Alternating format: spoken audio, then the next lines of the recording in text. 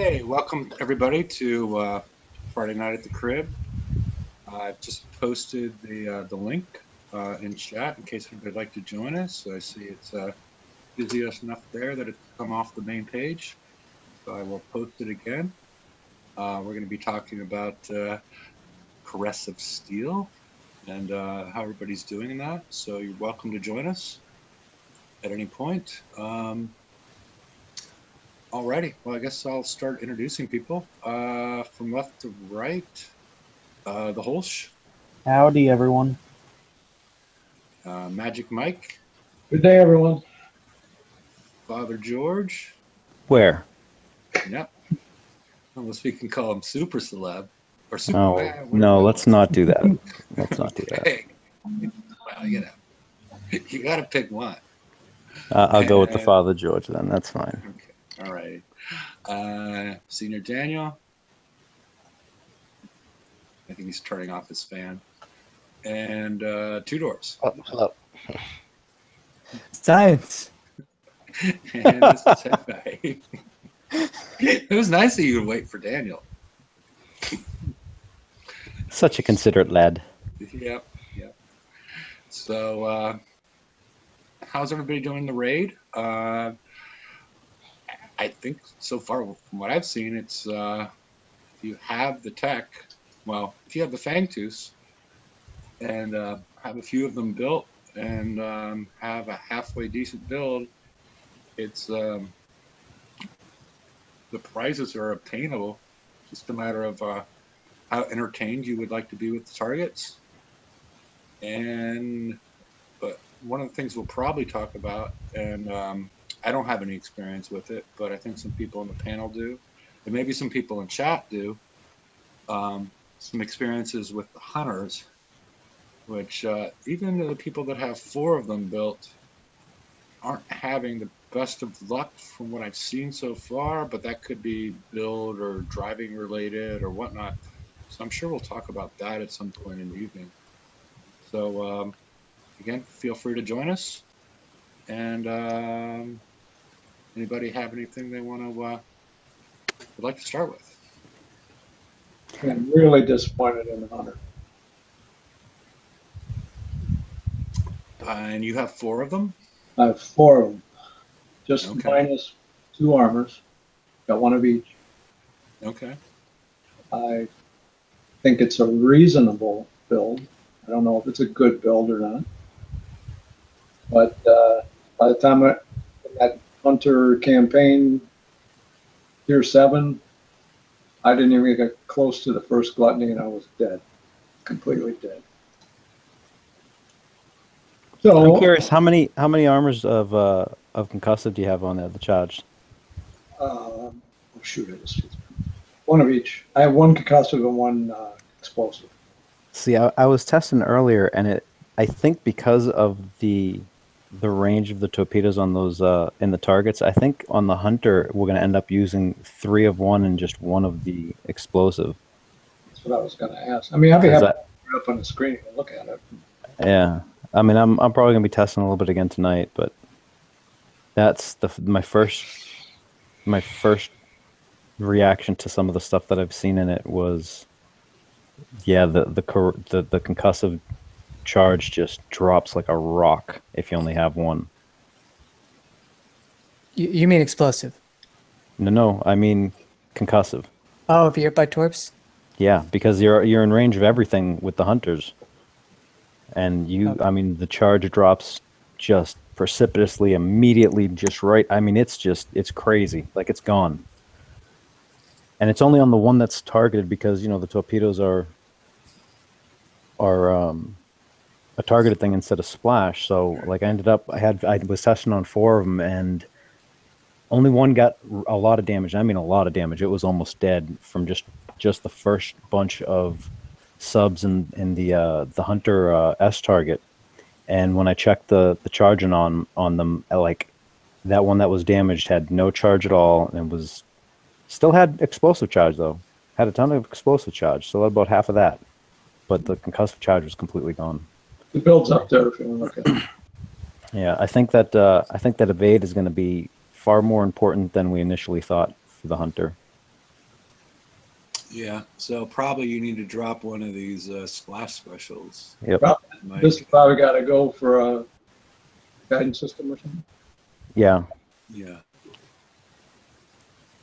I think with another charged and guidance scrambler 3 on that, you might have a much better time of it. And the thing is too, I'm gonna point this out for everybody, like the rank on these things is immensely important. Like, I mean, even more important than on the fangs. Yeah. Rank is so damn important on these. Because you're already engaged. You're already engaging that target. I mean, they're firing at you. Before so you you, need to kill them. yep, Yeah, there's no way to kite them. So right. you need to have. Not kite at all. Yeah, so you You're need always- to have evade to avoid damage, and you need to have the rank in order to kill them as fast as possible.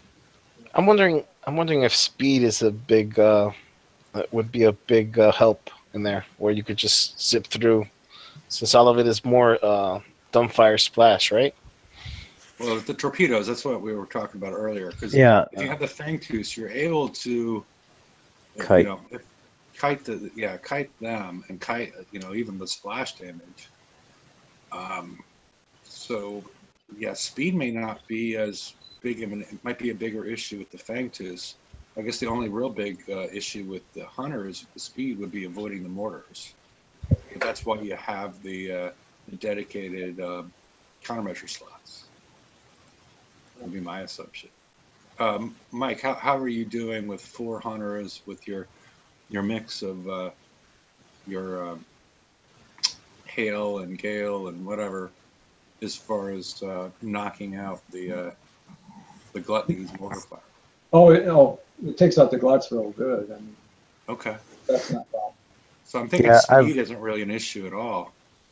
No, but I mean the thing is you still want to be able to move, because if you have too many of them firing at you at once, for some reason, I don't know what the deal is, but you take way more damage if you actually attempt to kind of keep them one at a time. And I think, I'm not 100% sure because I haven't been able to actually just separate them out independently to make sure, but the goblin sharks seem to do, not to do, but they seem to take a lot more damage when they are in Overload. their overload. And I think 2 of the little small subs that don't have any thermal at all, and I think the electric eel. Yeah, the other 2, other than the goblin shark, have secondary torpedoes whose range is not as long as the initial torpedoes. I'm not sure about the goblin. They might also be on the goblin, but I've noticed when I was doing some of the replays that the close, if I got too close, it looked like they were firing 2 different torpedoes, and I was taking serious damage when they were that close. So I think you still have to kind of kite to the best of your ability to not get that second torpedo fired. Yeah, Not 100% sure though. Yeah, the other thing I'm looking at, I don't have any experiences with the hunters, but based on what you guys have said already, in addition to removing one of the splash specials and adding in Guidance Scrambler 3, the other thing that might be useful is changing out Speed System 6 for hydraulic resistors to get the That little additional- bonus. Yeah. the 15% concussive.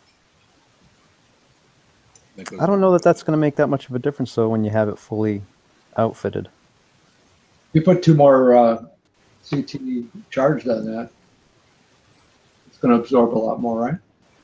Yeah, it's going to absorb a lot more, but still, everybody's like, well, it only moved. Like it only moved 1.5% or 1%. It's still removing 15% damage relative to your build.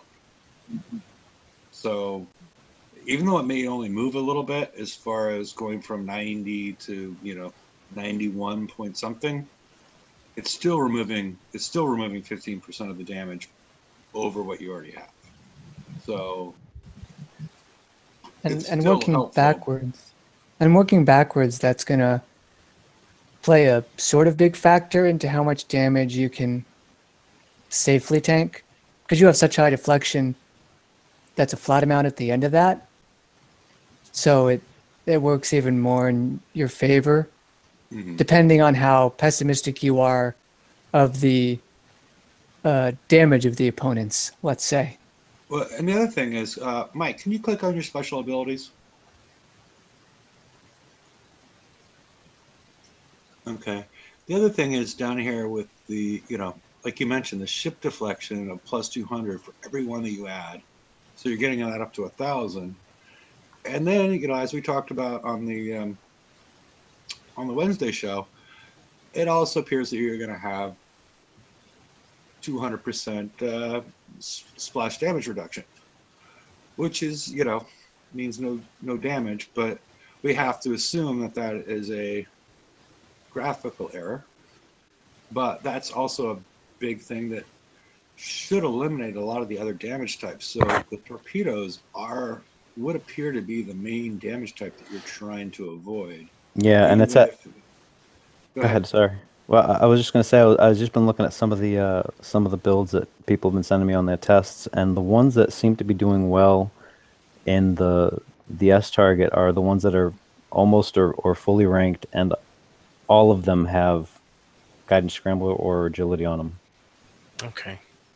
So I think that evade is going to be like, I mean, looking at this, I might actually throw on an evade armor as well. Yeah. Remember so we got the hunter. Was it between VXP weekends? Mm-hmm. I think so. Okay, so we just had to get the hull and then build a set for VXP weekend with an unknown amount of tokens, and then run our shells into the ground on those VXP targets, and then use an, again, variable amount of tokens to maybe skull some off. If you wanted to do the S target, and the thing that I'm really displeased about is the company line where, the S targets are for the people that have actually put forth the quote unquote effort, which means coin, to get their stuff done. And I'm not sure I really like that position. The specific use of the word effort is a genuine slap in the face.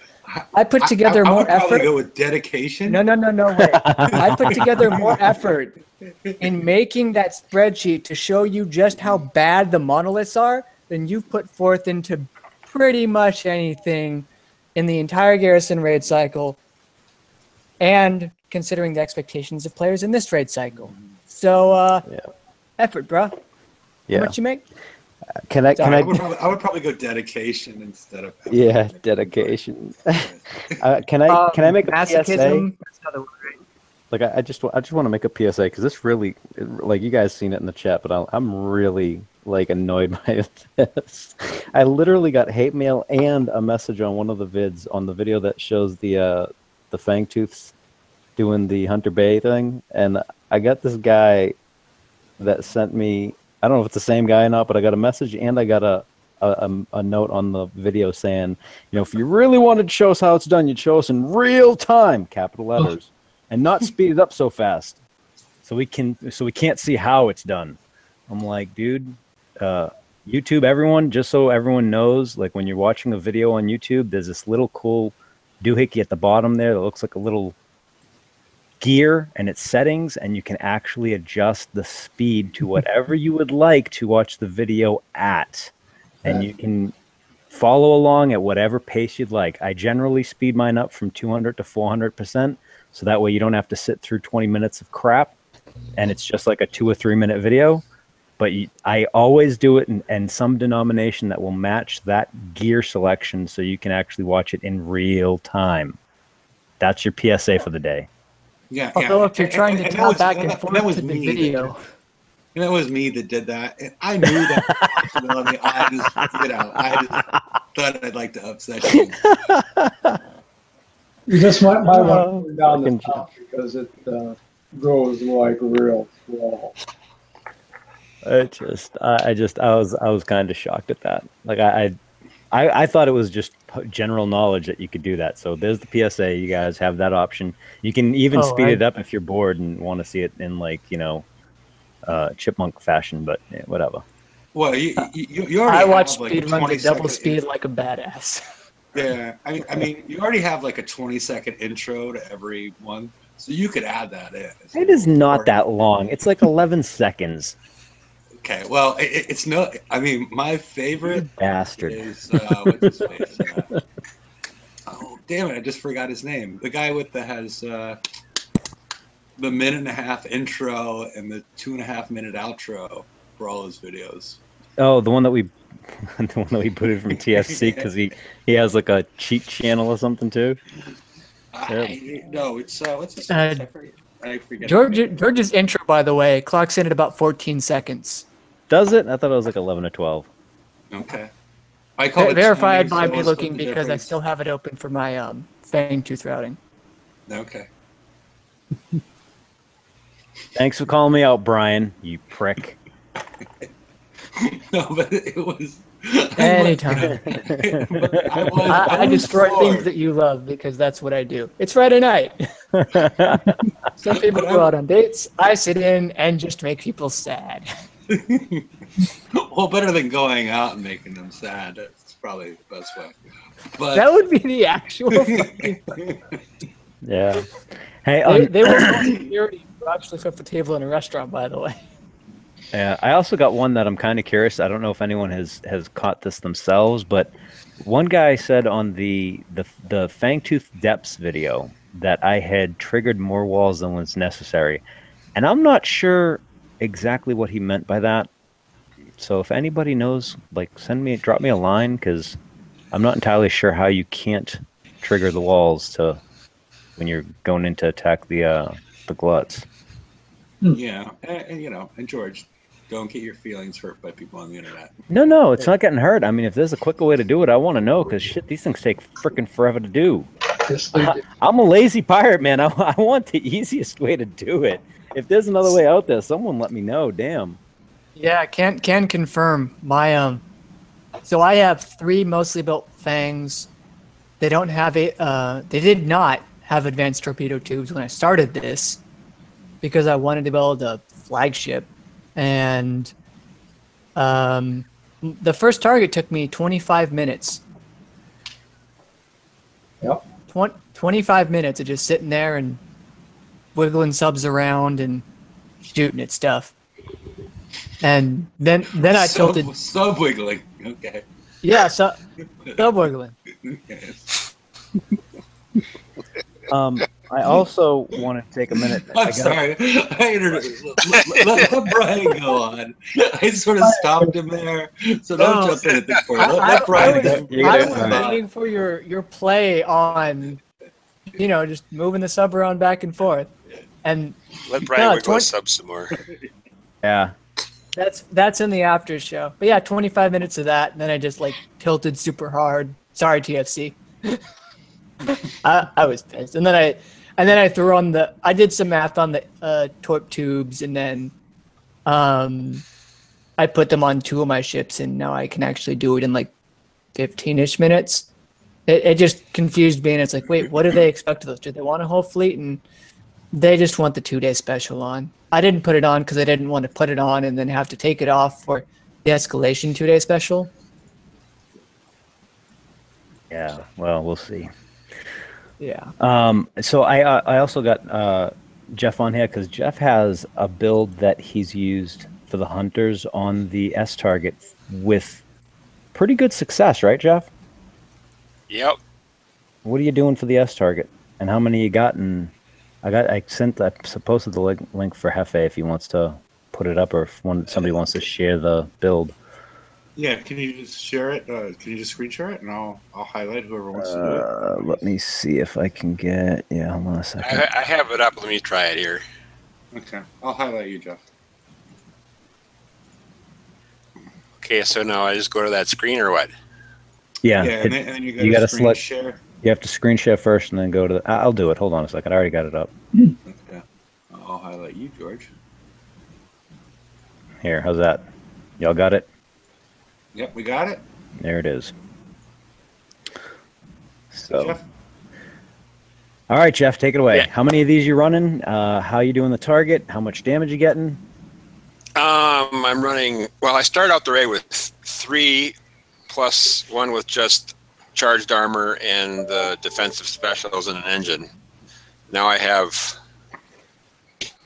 built. Usually if I drive right, I can do instant map repair. Otherwise, I gotta go into my base and. Usually it's around. I also go out to set of ships. I go out to recharge the armor and repair. So usually each repair is either under 5 minutes or just over 5 minutes. So is this Hunter Bay or is this something else? Hunter Bay, yeah, it's Hunter Bay. Okay, Are you kiting the target? Because I only see one of each of the charged, but I do see the guidance scrambler on there, and I'm trying to figure out kite. I also run the Sea Serpent's crew, and if I don't run the Sea Serpent's crew, like if I run a different damage crew or something, I take a lot more damage than. Really? So evade is important. Son of a bitch! It is the evade. All right. So what did you end up with on the charged armor? He's got the build that's on the screen right now. He hasn't finished. It keeps flipping when you ever Yeah.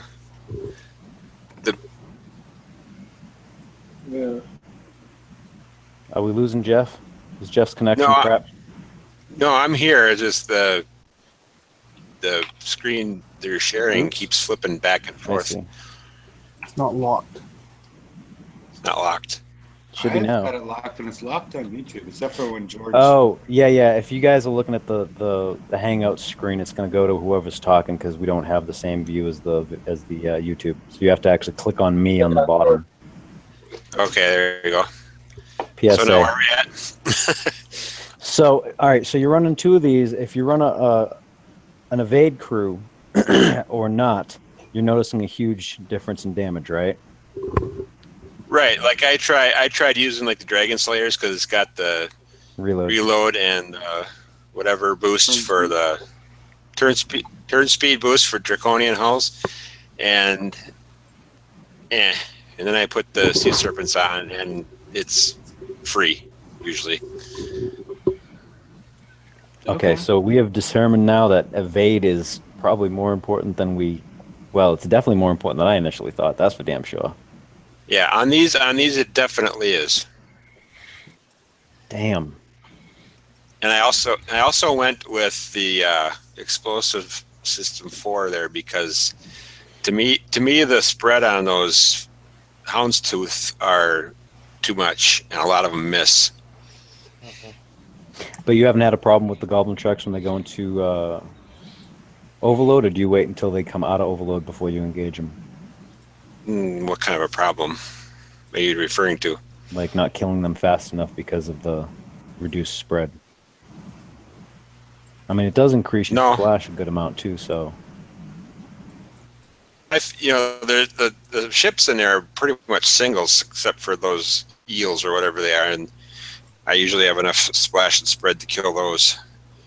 But just when I was testing these out before the raid, I noticed a lot of the shots were missing, so I posted the link. Put a different put that special to cut down the spread. Getting somebody forgot to mute their tubes. Mute the tubes, yeah. 25 minutes in, no less. No kidding. Yeah, he realized he wanted to see if we were skipping back and forth on YouTube. Oh, okay. So yeah, I'm running 4 of these right now, and then with the flag, I'm sure it's going to be even better. And you're able to engage a bunch of the fleets, leave, come back in, and get an essentially instant repair most of the time. Yep. Yeah. See, that's one. I don't like the fact that you can't actually hit the entire target with these like that, but 2, that's really interesting. That means that evade is what we gotta.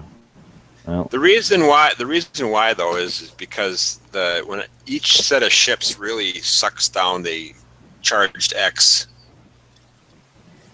Really, you're finding to nothing. You're finding the charged X goes down.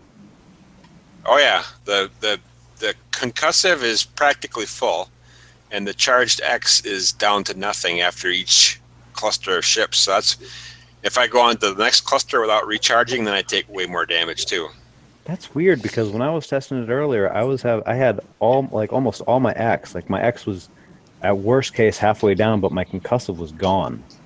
Well, and that's what's one thing I saw in the when I was testing before the raid too is that the ones with I had two of them with both, and they were like hardly any damage. I had one with just X, and it took like an hour's worth of damage. And I put a CT on there, and the damage was negligible again. So I thought, oh, concussive. But now in these targets, it's explosive, definitely. I wonder if it's because you have the evade that your armor's not even getting used. That might be it too. That could be. More testing. Awesome. Well, Jeff, thank you for coming in and sharing that, because I remember you had said that you were having some really good success in that target, and I was like, everybody's having like not so much success with the hunters. Yeah, I'm doing really well. Cheapest rate in a long time for me. Sounds good. Very, very good. All right, I'm gonna stop sharing. Okay. Back to the Hangouts. All right. Hefe walked away, right? Mm-hmm. So. Here we go. What's next? I wanted to talk about that the heal from the Apex Hunter. How come they drastically lowered the amount that you can heal from 75 to 50? Probably because the Skyfire was too good. They wanted you to coin more, and people were just coining the flag. That's my guess. I mean, it's a blatant coin move. I mean, as much as they hate us saying something like that, that's the only thing I can come up with that actually fits. I mean, it's become useless now. It's like... No, I don't think so. Really don't think so. Has anybody done the repair coefficient on that? Huh? It's what, 110,000 armor? I have no idea. I haven't looked. Just compare it to the. I don't know. Check. If it's 110,000 armor, it's 0.098. Well, my thing is that, I mean, why did they go so drastic down to... I mean, they could have gone to like 70, maybe 65, but go all the way to 50? Sure, they looked at the metrics, and the Skyfire was too good. But it's still generating coins. When your whole fleet gets chunked out and you actually only care about 30 minutes of that damage, yeah, I mean, it was nice that they did that, and then I played with it. Like, I played with the full fleet and the flag, and it felt a little too good. Like, I understand they had to do that sort of thing because you're supposed to be a little slower and take a little more damage if you can't do some god chaining with the UAVs, but like, that little too good considering it was such high armor, such low repair, and raid halftime. So I can see why they dropped it to 50. I would rather have them play with the what the hell? I'd rather have had them play with repair coefficient rather than the amount that you could heal. But Brian, have you run the numbers on the not how it's displayed, but the 40% splash damage reduction? It's displayed as additive, but have you ever calculated it out as multiplicative with diminishing returns? Like with five of them, yeah. You're going to be taking 7.77% of splash damage. So that's the other way around. It's like 92, whatever. 92.3. Yeah, that. That's what it actually should come out to, I guess. Mm-hmm. Okay. Because it's not 200%. Yeah. Well, it's displayed as 200%. I was just curious if, the 92.3. So that's pretty significant as far as most of the damage types besides the torpedoes. Yep. So. Yep.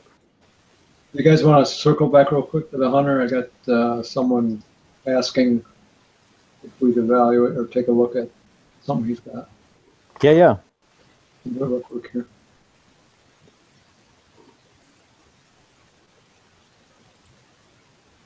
turns. Okay, I'll highlight you, Mike. Speed 6 and reloader. Speed 6 reloader. I mean,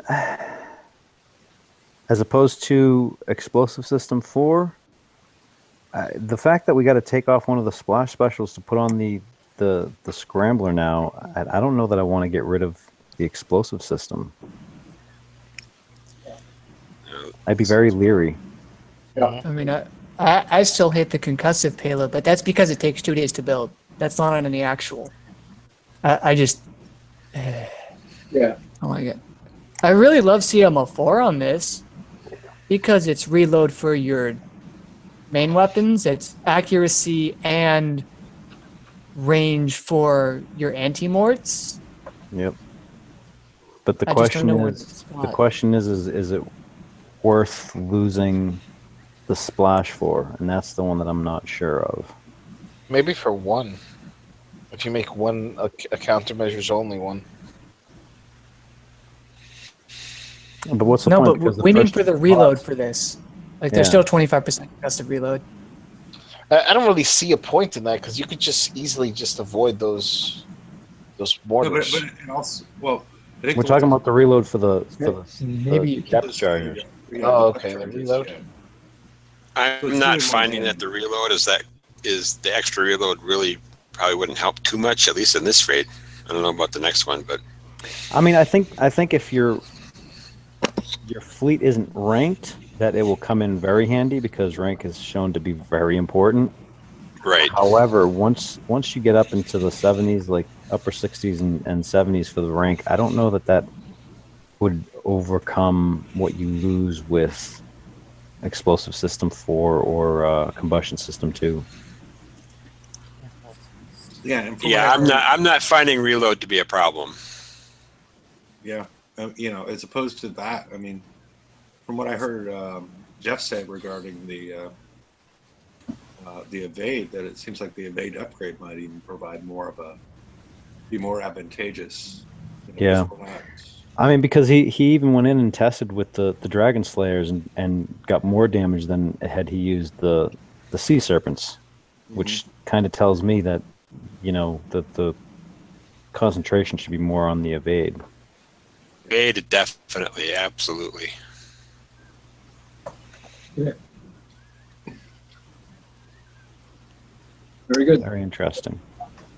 Yeah, and also, So- but we still haven't come to a conclusion on Speed System 6 versus hydraulic resistors. Speed System 6 gives you more speed and 3 additional evade, but it also, hydraulic resistors would give you plus 15% concussive resistance. Well, I'll tell you what, have you seen one of these in the target? They are slow and molasses and grain. Yeah, they are kind of slow. That's why I have Meg 3. They are slow as hell. And with the Sea Serpent's crew gives the extra turn speed, and I'm finding that turn speed isn't an issue with that crew on there.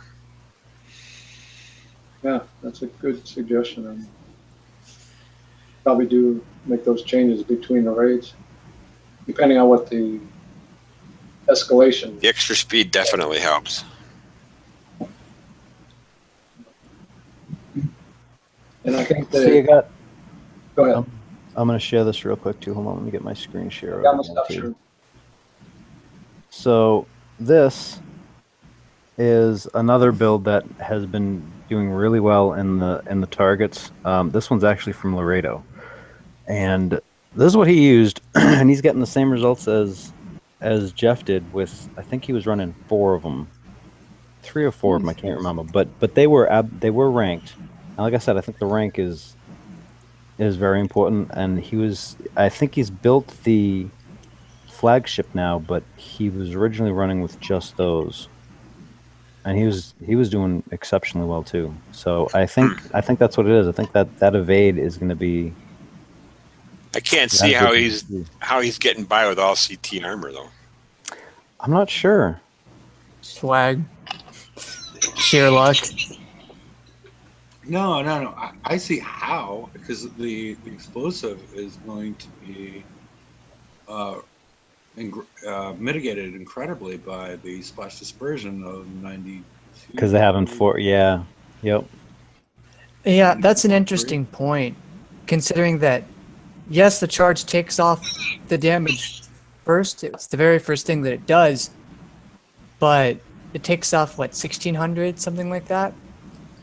And if your explosive defense is so high that and then there's also the splash damage reduction, and then there is the ship deflection. If they're so high that you just don't need it, this is not a bad idea if you can buy all those CT armors. Okay, well, I'm running 4, and my X goes down first, so I don't know, but Well, yeah, your X goes down first because it has to. But the question is it necessary for it to be that way? If you had a hunter without charged X, how well would that fare as opposed to having charged X? Yeah, what he's saying is after, because the thing is the reduction from the charge goes first, right, before it goes through the rest of the order of operations. But if the explosive damage is such that when it goes through the order of operations and your reduction by resistance is enough, it might still come out to about the same. We don't know because, damn it, we need some more data miners. Yeah. Recruit some new ones. Yeah, and Jeff, once your charge X runs out, does everything go to crap, or does it just sort of stay status quo, or are you retreating every time at that point? well, when I didn't retreat and went on, my charged X went down to nothing and went on to the next cluster of ships, I took a lot of damage. Okay. When I retreat and repair and recharge, then not. Okay. No, I was just asking because I'm trying to figure out. Interesting. There's a lot of moving parts here. Yeah, This is getting, this build is really getting complicated. very, And it's not like, hey, they said that everything was gonna be nice and simple and that not really anymore. Well, it's simple. It's simple in the right way. If it's as opposed to all these specials off on the side, like this happens and that happens. Well, that's true. Yeah. I mean, what we're talking about is the same stuff that, in regards to this build, that we were talking about 4 years ago. Not. So what does Laredo's build do with the explosive damage if he doesn't have any explosive armor? It goes through his resistances, I would assume. Well, if without any explosive armor, my resistance He would be powers higher through it than like his. a boss. I have no idea. Yeah. He's good. Dog takes care of it. No, but he says I mean, those two bars looks exactly the same. How do you know the difference between the two? Which on one the is top, explosive? Top is explosive, bottom is concussive. It's, Explosive is more white. and the other one is off-white or something?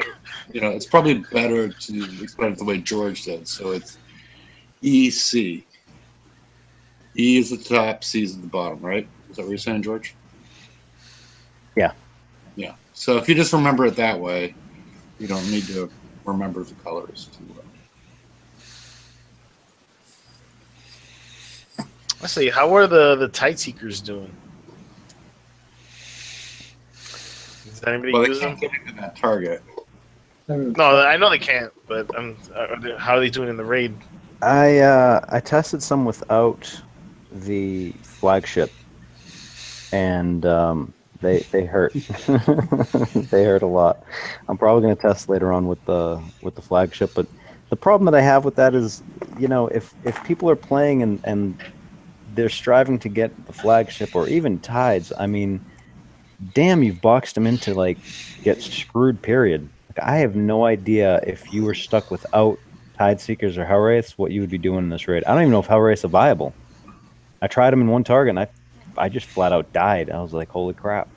Yeah, because I've been tempted in some of the S targets to, at one point I'm like, I want to do this, but I can't. Is like bring the Tide Seekers in to deal with some of the gluttonies that are hanging over the walls. Just run them in, take them out, shoot over the walls, and not have to deal with going around corners and triggering more subs. I mean, I've been tempted to, want to try it, but I don't have the ability to try it because we can't put the Tide Seekers into the basically what we did with the icebreakers in the garrison thing. Just pick your points, retreat, come in, and then take out the more vulnerable halls to that. You follow me at all? Yeah. Mostly where I'm looking to do it is where I can shoot over the walls and take stuff out. So.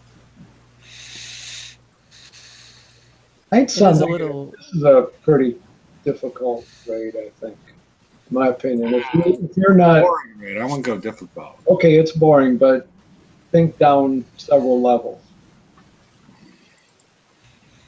Think down. It's tough. Whoa. I think it's tough. Some of the lower guys are just not going to get it. Yeah, But you probably if- already have 300 and some thousand points, right? No, I don't yet, but I will. By the end. I mean, the lower. I'm not saying it for myself, because I've even tried some 60 targets with my hunter. Now, obviously, my hunter's not very good, but in the 60 targets, I still take a lot of damage. So, what are you going to do if you only have like Tide Seekers? 45s? I think that's the point I'm trying to make. It's like, If you don't have Tide Seekers, no, if you don't have hunters or you don't have friends, what the heck are you going to do? I haven't tried in the A sets to use Tide Seekers. Has anybody tried them? Because it seems like they were effective during some of the TLCs, and we've seen targets that look very similar. I did. I just don't remember how much damage I took. Hell, I'll run them right now. Hold on a second. Give me a couple minutes. You guys keep on talking, and Not trying to be negative. It's just I know what I've worked to get, right, and actually paid money for some of them, and I'm having a difficult time. I'm not a good driver. I'll admit that up front. But guys that are like these, something like that, what are they going to do? Go try and find a 45 that isn't constantly used up. I even went to try one just for the hell of it. Couldn't even get to one. There's a lot of people fighting over 45s, I think. And now I'll be quiet.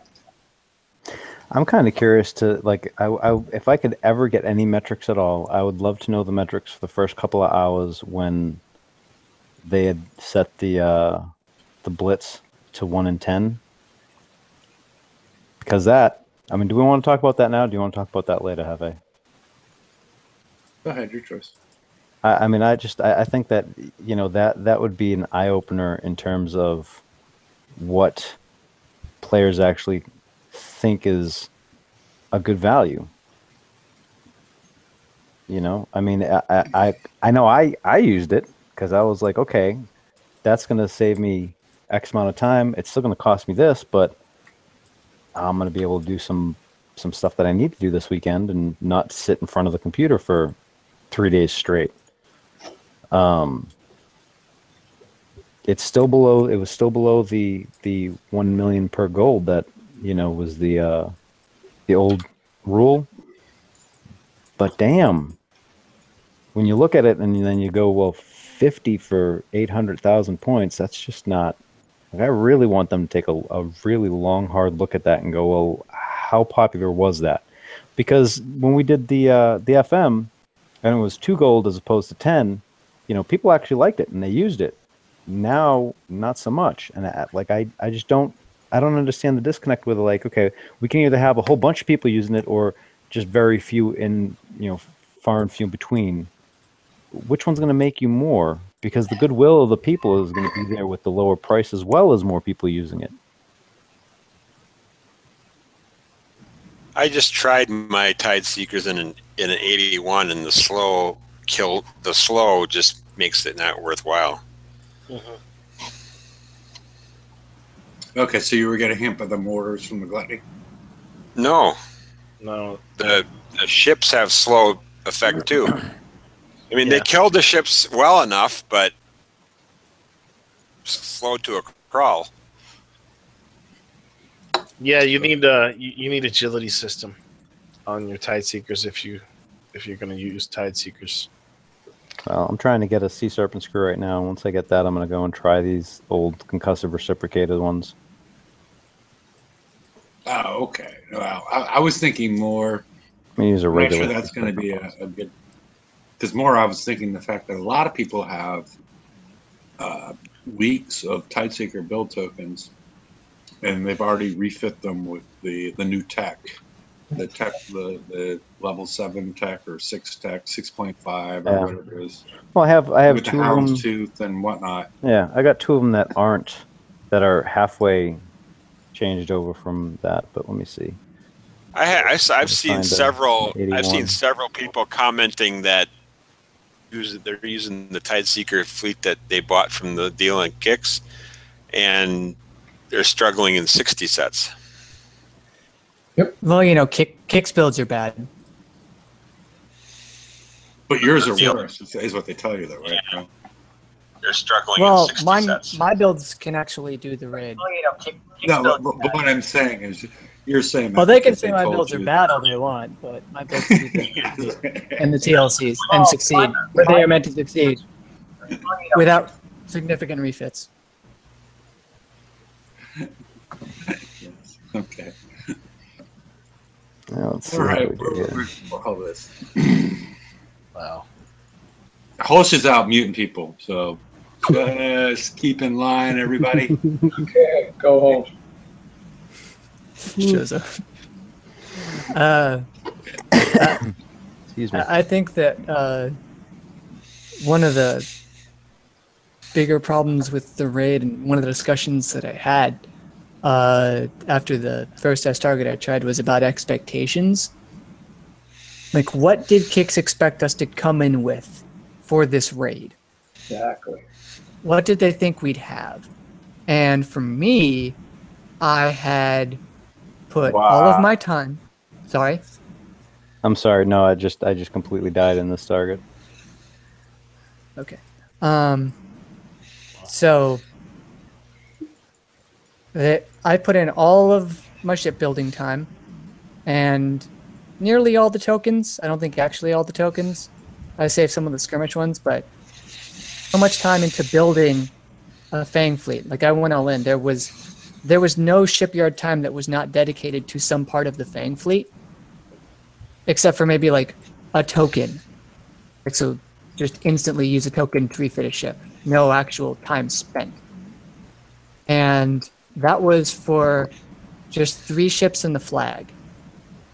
And that doesn't feel like it should be.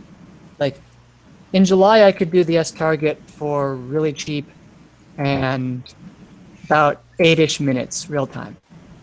And even with my best run, it's taking me about twice that, although the repair is still quite good, I must say. Oh my god.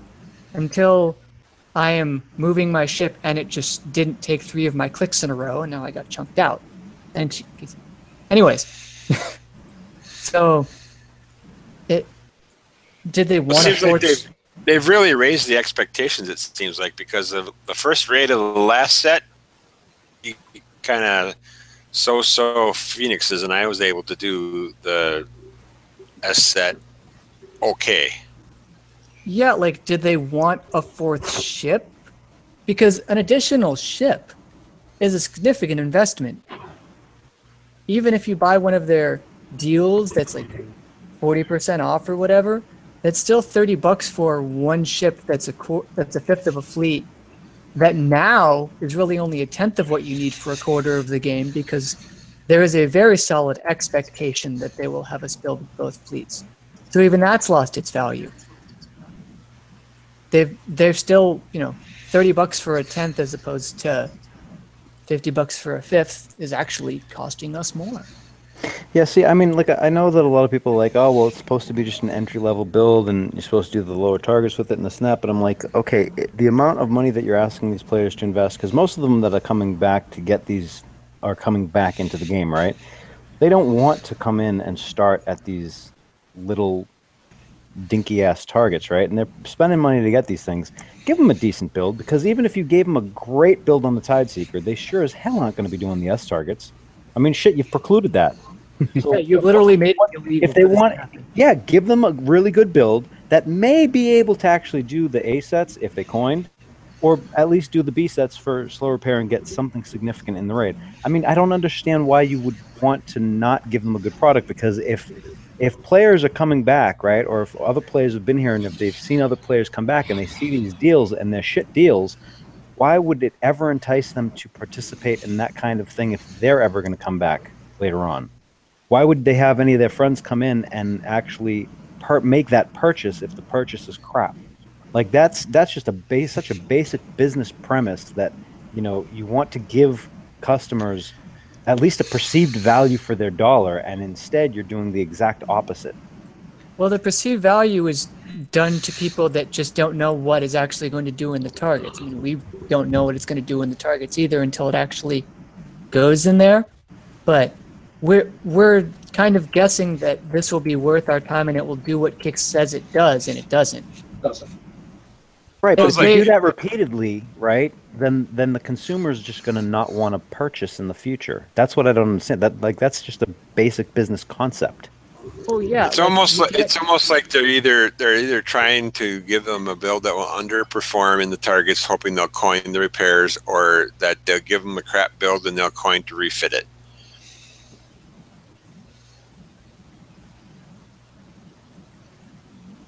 Yeah, that just doesn't. They're trying to make a buck off the people that don't know any better. Yeah, Corey made a perfect in chat. Getting returning players to grind low-level targets is a great way to encourage them to leave again. That's it right there. Yep. Yeah, and Pretty the thing much. is, like, I feel like at some level Kicks would like try that. Like they would, like that might actually be their strat. Like you get them to come in, and then you get them to spend. Oh my god! Can it actually go away? It can't. Dang it. You- tried. I'm sorry. I tried to retreat out of that target, and it didn't let me retreat, and it just killed my Hollow Tideseeker too. That's fucking great. Thank you, Kickside. Oh yeah, wrecked. Yeah, that's 6 hours of repair that they said was a Motherfuckers. mistake and never fixed it. Yeah, Oh, that happened. So I guess I'm not doing any more testing, guys. Sorry. yeah, no, because they get players to come in and they see, oh, this is a fleet that will do something in the raid, and then they'll spend $10 or whatever on it, and then they'll see that it's crap, and then at that point, yeah, they can coin the refit, or they can stop. But it just, I mean, they'll do it once and not do it again.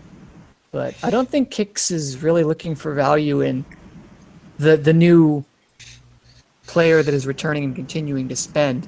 Their money's either coming from the egotistical driven people, the addicts, or what did they call it? Oh, an extra credit. The rich, the insecure, and the lonely. Part them from their money. Oh my God.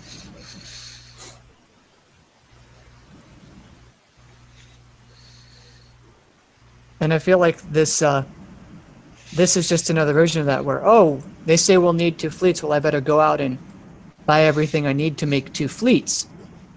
And the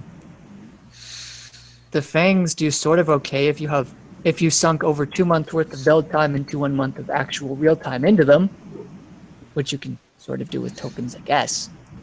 And if you have like fully ranked, completely done set of 4 hunters, considering that hull's existed for 3 weeks, you're going to need significant investment.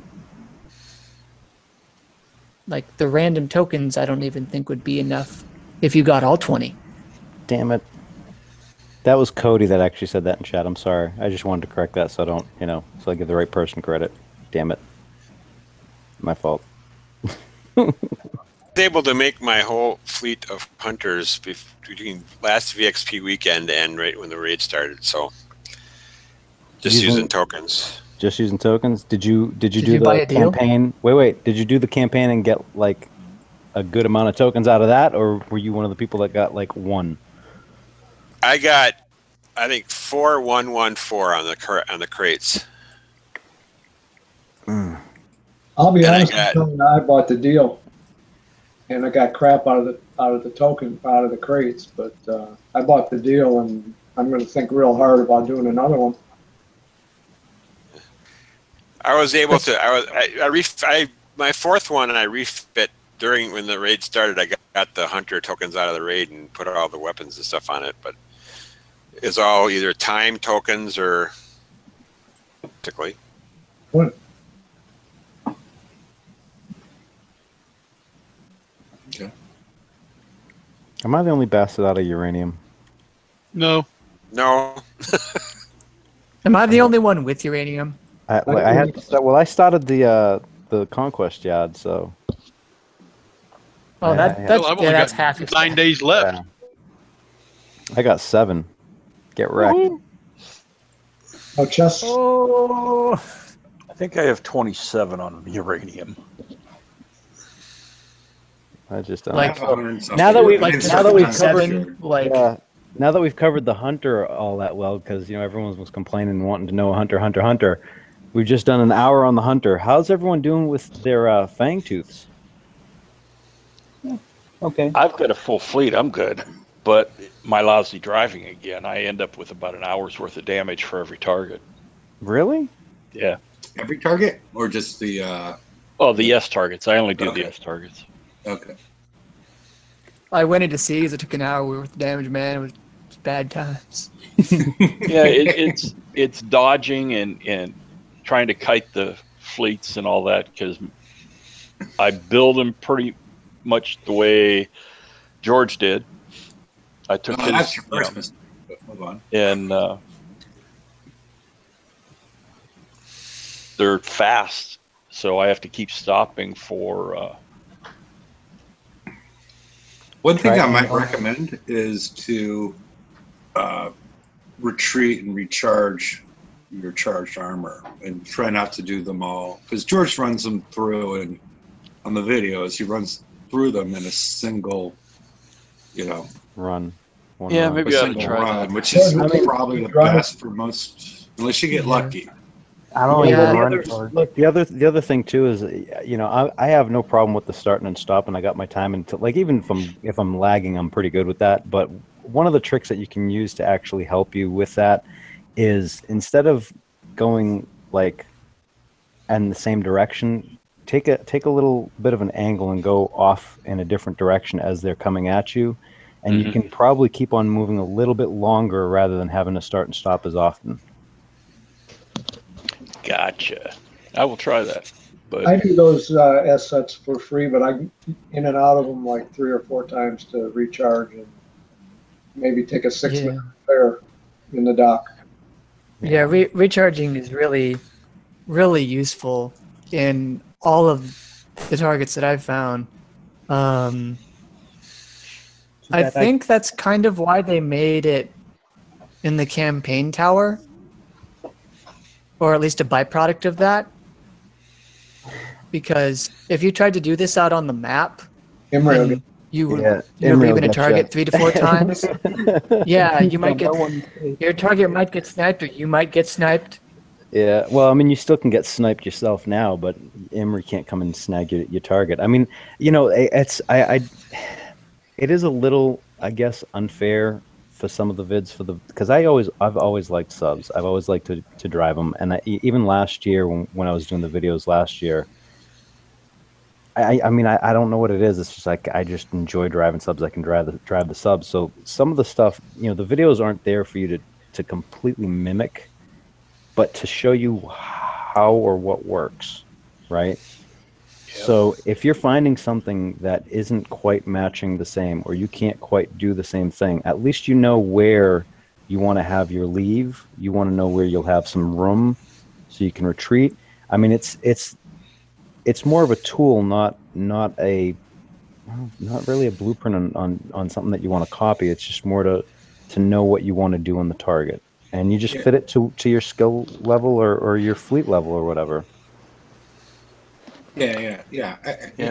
That's what I was trying to say, George. It's not prescriptive. Do it this way, but it provides Right. information Kind of on and whatnot. when and where what to expect when you hit this target, and if you go from certain angles and whatnot. But you can still recreate some of this stuff if you retreat. Yeah, And absolutely. recharge your armors, and because that's what I do. I'll retreat and recharge my armors a couple times. It takes more time, but then you can still run through these targets, because you don't run through the targets for 6 minutes of damage every time. Actually, yeah, I think I've messed up one time so far. It's just Okay. I don't like I But find you also have 5 ships. Yes, I have a full fleet. Yeah, which a lot of people don't. And so Yeah. the people that are running 3 or 4, you're not gonna do as much damage to the subs that are incoming. Right, it'll take you longer to kill them. If you're Meaning doing you're gonna take more damage. yeah, and if you're doing the hunter campaign, like you probably want to go in and out and not push your charged armor to the edge, because I push it to the ragged edge every time because I'm just too lazy to come out, right? So I'll go through the clouds and there's a lot of stuff that I guess I do because I'm pretty comfortable in what I'm doing, which makes it a little bit easier for me. But again, like you can go in and if you're doing like the hunter campaign, you can do the first group of things, come out, charge your armor, go back in, do the next. You don't have to do it the way the video shows. Yeah, because just a hint. But hey, I'm doing it now. It's informative. I'll tell you, I'm running a full fleet, fully skulled. Yep. And I did it mostly with tokens and everything else through the month and bargains and whatever. But has anybody else experienced where you get the target in the kill circle and nothing fires? Yes. Oh, I have. There's actually a video that I made specifically for that testing, and one of the corner issues was it seems to have been corrected, kind of, but there are several other ones that have not, and I know they're looking at it. I just don't know if they're going to get to it before the raid's done. But yes, that's a very, very, very big issue. I didn't know if it was just me or no. It's anybody that has that's using torpedoes, which really sucks because you're going in like you go in to try and get the goblin, and you're at the point where like, all right, this thing's going to stop firing at me, and I can't hit it. So you turn around and you got to start all over, and it's a pain in the butt. And I will say that. I enjoy the Fangtooths. They are fun. I mean, I think the fact that they didn't have them surface makes it a lot more palatable. I still don't like the fact that you have to be 100%, repaired to leave, because that seems silly. These aren't subs anymore. The targets that existed for don't exist anymore, except for the level 1 of that stupid campaign that nobody. Well, the only thing that worries me is, and I'm waiting to see this in one of the future raids, is that they did make the Fangtooth able to be surfaced in a cav field. And I'm just waiting to see a cav field in one of these damn targets, or in a TLC, which is going to piss me the hell off. But what if those gluttonies drop cav morts? What then? I mean, it's not like you get a bonus for being submerged, though. So I'm not sure. I mean, you might trigger other stuff if you're surfaced. I don't know. I mean, I just don't like that aspect of it. Maybe the opponent weapons have a higher surface damage than submerged damage. It's why why hunters don't work. Yeah. It's either that or they tuned it to the hull specifically. Like, if you are not Fangtooth, you take tons more damage, but if you're surfaced, you take tons more damage, which is the same effect in practice. Well, I wouldn't. Yeah, I wouldn't put it past them to put some sort of attribute in the target itself where you have a percentage change in X or Y value for using anything other than this The fleet. thing that sounds like massive cheating. Yeah. Yep. The thing that sounds like massive cheating. I mean, we do game the system, you understand. People, they can't have that. But that's the whole damn point of a game. I'm supposed to figure shit out like that. You know?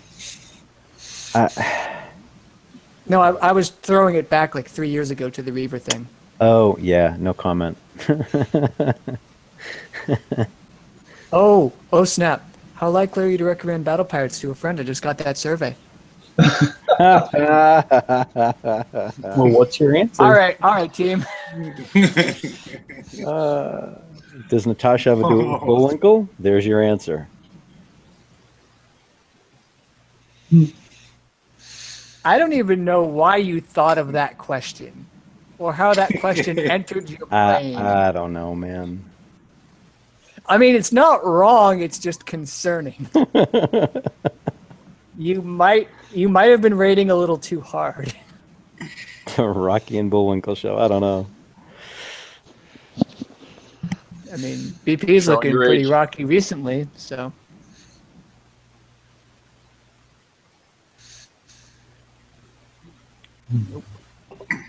All right. Wow. So what's everybody's strategy as far as? I'm it seems actually like a lot of people- hold on. I this is a first for me. Like, did I just actually see the chat for fucking BP Crib get moderated? Holy shit! I asked him to be more constructive. He kept on saying hackers, thieves. It didn't make any sense. I just dude, to get moderated on this show, that takes some fucking That is a talent, dude. special kind. That takes some talent. Bar raised. Well done, sir. Also, get good, sir. Or ma'am. I'm kind of impressed. I mean, the target itself is inherently interesting. Like, I keep looking and I keep trying to do, like, weird little AI manipulation strats to get the goblins in front so I can actually shoot them instead of the electric eel. The not berserk ones, because I don't want to kill those first, obviously. And so it's like trying to look around and nitpick the little patterns there. It's trying to get the goblins to not run themselves into walls for 2 minutes so that when I actually go up to clear the gluts, I don't get surprised by a goblin that's just hanging out. I had a goblin that, like, hung out on the underside of the wall. Like, it could have just come down off the wall and come towards me, but it just hung out, even though it could have left. It didn't. Like, bruh, Yep. I really like that wall. And then there's wall hitboxes and all sorts of weird stuff, but I think there's a lot of depth and cool things you can do with, like, really specific AI manipulation strats. I just don't care. And also, my clicks are still being eaten, which is why I took tons of damage from a goblin like 30 minutes ago. Like, when you try to click away 3 times, Yep. and it's not like you need to make a big turn to do it, Yep. you should kind of do it. Then it's weird because, well, it's the key sign that I need more firepower, I guess. You know how in the 106 or whatever from the last raid, the second S set, if you tried with Phoenixes, it was really hard to get all the drones killed because you had to keep cutting them and there wasn't enough space? It feels like that, except it's a much larger space to fight in.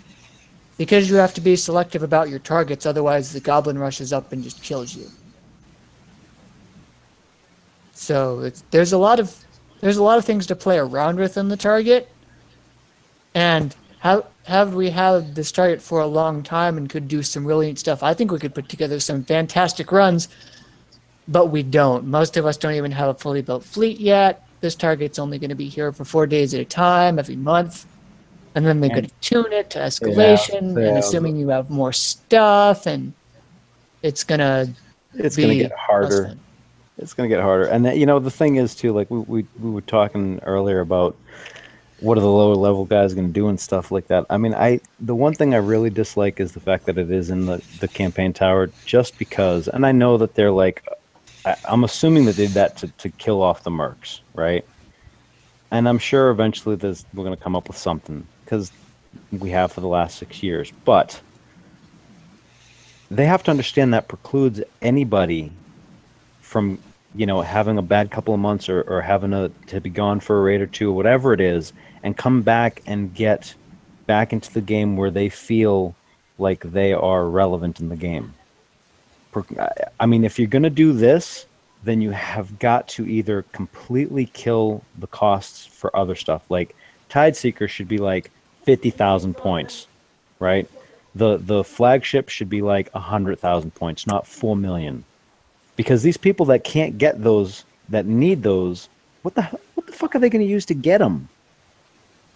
Right? So you got to either, if you're going to do one, you have to do the other. You can't just do it half-assed like this. This I have an issue with. So Yeah, and you want to put it in the campaign tower, by all means. You want to try and kill off the mercs, by all means. But if you're going to do that, you've got to take that into account when you're putting these damn prices and the costs for the lesser tiered stuff. Particularly if you're precluding them from the top tier targets. That doubles the need for you to cut those points to outrageously low prices. And I don't mean like 1 million points. I mean like 10,000, 100,000 points, shit like that, not 1 million. Because how are they going to get those points? yeah, When they, the they lower, don't even yeah, know when the how lower to. targets pay out so crappy. Well, imagine you left for a little bit and you're a level 86, right? And you Mhm. can't even get the damn full. I mean, what is it, like 24,000 points? Is that what we figured out the other day? Yeah, if you have the penalty, yeah. I mean, that's asinine. Like, we're wondering, and generally coming to the conclusion of not that they're not even able to value the high end tech well. Like, who would pay $50 for a ship? And I guess that's why they do the limited time offers. But they can't Yeah. even price their own tech that is obsolete, that they And say is obsolete, and that they try with every fiber of their being to make obsolete so that we'll buy the new stuff. Then, yeah, I want to. I'm sorry. I like, just um, while it's still in chat, Brian. I'm sorry. I just want to yeah, point no, this go out. ahead. It's something that I had discussed, but I wasn't going to say anything. But Damnation Hellfire had a chat with Aerospec, and he said that killing mercs was unintentional and they're looking into it.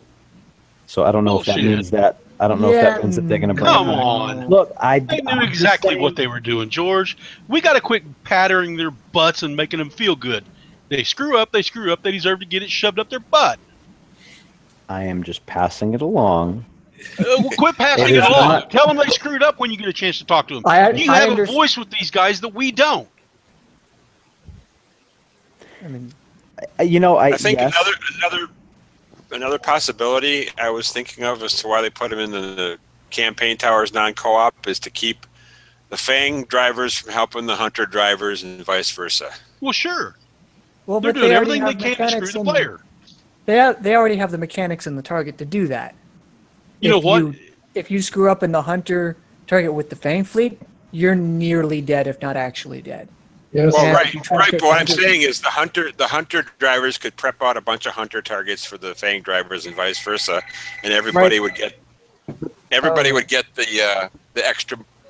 Right, but bonus. that's the whole point of being in an alliance, and the killing off of the merc does the same thing as killing off of the alliance helping alliance member, right? And I think Yeah. that's what Aerospec was speaking to. I don't know if it was, at least in the conversations I've had, it wasn't directly addressed in that way. But Mike But if might have you- actually yeah. Mike might have come right straight out and asked a very specific question and gotten that, and that's fine. I'm just saying that's they may have. I mean, they've done it in the past where they've done something and unintentionally caused something else, right? I wouldn't put it past them that this might be the same case where they didn't really have, because I know they didn't, from past conversations over the course of the last year, they didn't have an issue with mercs in general. Okay, it wasn't something that threw any of their metrics off, so it wasn't a big deal. I don't put it past them that this was a side effect that they didn't realize. But Well, Because- I'm not even I wanna- thinking, the whole Merc thing is not what I'm talking about, though, is because, obviously the trend is that they want us to build 2 fleets. But if you have it to where guys with 1 fleet or the other can help the other guy, well, then you don't need to have 2 fleets. exactly. Yeah, and No, and that's true, and that might be part of what they were trying to go at. And Mike actually just said that he specifically did ask if it was meant to kill Merc. So he was going directly at that, where I was having a much broader conversation. So that's good to Yeah. know, at least. I mean, that was directly stated. yeah, I mean, if they wanted to kill prepping for the high end targets, they must have had some other goal in mind. Admittedly, I don't really know what it is or what it could be. And But I mean, I'm we might kind not of ever curious know. as to So what. Yeah, I'm curious as to what they would value that highly, that they would do such a sort of drastic move with barely any lead time in. Exactly. Both the lack of prepping and the making 2 fleets for what they call a massive bonus, but that's the other problem that I have with this whole thing. It's that tying into expectation as well. The prices for things are set so high that doing A sets isn't going to get you there quickly enough. It's just, if you do A sets, even if you don't have a hit down penalty, I don't know if there's a level penalty on A sets. There shouldn't be, but that doesn't mean they haven't done it before. When the points are so high that you make S sets all but required, or actually sitting in front of the computer for 3 days, with a catheter and someone bringing you food, like that's quite. It's just unpalatable, and making. I'm sorry. Go ahead. Uh, Are you drinking this coffee, Daniel? Say again? What was that? What was what? What are you drinking? Drinking. I'm not drinking anything. Didn't sound like it's coming from you. That's his microphone just moving. Oh, Okay. Oh. I seen that you had gone to Sonic Hole, so No. Okay. I went there last Move on night. then. I mean, thankfully, I lost my train of thought halfway too, so I'll finish up the other point. It's like if you saw a brand new jacket at pick a department store, brand new jacket is $50. And then you see last year's jacket, an older jacket that, nobody wears it anymore. It maybe even looks a little bit just not very new. It's roughed up a little. And it's in the clearance bin, but the clearance bin is $40. That's how I feel, not to that extent, but I feel like they're improperly pricing tech that is known to them and everyone else to be obsolete. Well, I would have gone with what your normal thing is your fried rice. Like if you bought fried rice that was fresh and ready to eat at this point, and now how much does it cost to buy that fried rice that's been in your fridge for 2 days that you haven't eaten yet? You just leave it out in the sun for a day and then you set that's a whole that will cost you way more. And all the horrible medical bills. Yes, the horrible medical bills, yes. Wow, I'm not going to comment on medical bills at this point. Should we move on to, I know that it seems that most of the people on the panel right now have started off with Fangtooth besides Jeff. Not that there's anything wrong with that, but I'm curious as far as how people are strategizing on the transition from, because we learned last raid cycle that you need to get all of it.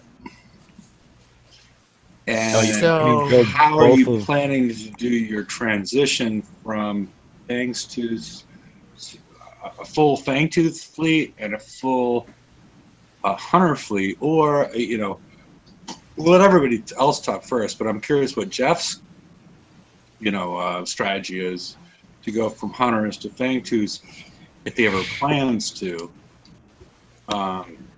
based on what we saw last raid cycle. Like, because we know that like escalation weapons are coming, and other things are coming, and also the fact that the hunters require 5 to be really effective. Well, my personal thoughts on that. Well, I have 1 complete hunter. I have 4 complete fangs and a phantom.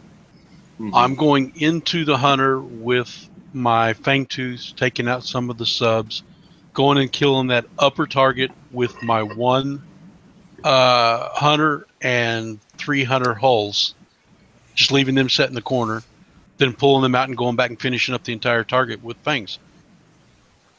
I'll slowly build the hunters as I need them. Right. Well, I mean, I think part of But the how are you going to build them? Are you going to build them as like, are you going to throw on these depth charges, or are you going to build them blank and just try to rank that's them what up I just that said. way? I've got 1 fully built and I've got 3 blanks. I'm probably going to leave the other 3 as blanks until the escalation comes out. That way I'm not doing a double refit. Yeah. I'm That makes tired of sense. getting It's- screwed on the it's- escalation. yeah. But the thing Yeah. is that we're going to need these next month too. Okay, Yeah, and so then- maybe I have 2 full ones and 2 hulls until the escalation comes out. Then you're going to be doing really poorly on targets, especially if that's 2 hunters. How am I doing really poorly in the target when I'm taking no damage? You're Either presuming instant that repair on my 1 hull. you're 2 presuming hunters? Yeah, No, yeah. I've got 3 empty hull hunters and 1 hull full hunter, and it's instant repair when I come out. Right, but you're presuming that the target's not going to change between this month and next month, and you got to remember that this month they knew that no one's going to have that flagship for the hunter. Right? It's really weird because if you think about it, you have to build a full fleet of fangs, which we can shave off a little bit of time because some of the stuff is lower than initially described. So let's call it 105 days. I've got a full Save fleet it. of fangs already.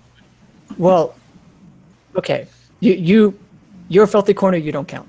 So Oh, okay. So solve this problem in as little, I guess, money invested as you can. You have to build 105-day feet of fangs. You have to build a 70-day, probably even a little more than that, because now charged armor really does seem like it's required. So maybe 75 days of hunters, and you have to build that 180-day setup in 90 days, right? But you're given tokens, but you don't know how many tokens you're given, and it's not like the variance of 2 days in the FM. It's a spread of 15 days for every 5 chests. And then there's the XP weekend you have to get them ready for, but you have to have them built up enough by then to be able to get them out and rank them. But you won't get the tokens until after the XP weekend, so you're going to put the money in there. And then at any given point throughout the cycle, usually after the 2nd month in the FM, there's going to be an escalation weapon and an escalation special. What are those? All of a sudden, you're looking at, 10 more days every hole to swap out the weapons. And if it's a damage special, which would really tick me off because the torpedo tubes are 2 days to put on, but there's such a high skew of explosive damage, I don't think they're going to give a CTX. I feel like it's going to be a damage special that you then have to refit those damage specials, which might be, even if it's something nominal, let's say it's going to be another 5 days for that. Well, don't So forget now you also need to run through the retro lab. Usually that's done for a lot of people, but you can get 2 things in the retro lab done a month. That's usually not that big a deal, but it's nice to have. They just got to But stop yeah, the escalation. 15 days. So yeah, about 200 days worth of stuff when you don't know how much speed up time you'll be getting in 90 days. Right. And you have to somehow be able to see the future and account for the content drops that they'll give. And again, it's like George said, if you slow down on building because you're waiting for escalation, you're going to be screwed in the 2nd month of the cycle. And given how they've already structured the 1st month and the points that they're expecting us to get, it's going to be incredibly difficult to get that amount of points unless you have both fleets built. Unlike they've shown with the pricing of the Hunter Mark 1 day build token, they will gouge you 9 ways to Sunday if you try to get ahead in the raid to the point where you're spending a lot more time there. So it's incredibly difficult to solve for, And the variables in this case aren't a day swing here or there, or, oh, I can leave this at R10. It's 15 days in those chests. It's probably another 15 days with a refit, depending on how well or poor you think the specials and weapons for the escalation 2 months after the initial offering of the raid is going to be. It's an inherently immensely complex problem, and there's no good solution. LTOs are Sure there is. nice. Get Well, rid no, of the sure there is. escalation. Get rid of the escalation crap. I don't know where that idea came from, why it was implemented, but it's got to go. Well, not only that, Kix also promised us that they were going to make things less complex, right? Less But it's not even that. It's if you're going to require both of these hulls each friggin' raid set, Reduce right? the build time. I know. You can't keep on coming out with escalation stuff now. Oh, they love the You just escalation. can't. They love it. Well, and Yeah, considering they're they love it, but I think It's this gonna keep pushing players out. That's what they're I trying think to do. players should. There's no real way to push back. I mean, I think that's what people are saying. There's no real way to push back against the escalation prizes because No. I know, Because- Brian, you tried to. You didn't put the manas. no, You I can try ended not up to put doing that that. stuff on. I ended up doing that. Yeah. I mean, And you're I was sort of right, but I forced didn't to, even if you think, okay, it may work well, but Well, and they're forcing you to do and- it.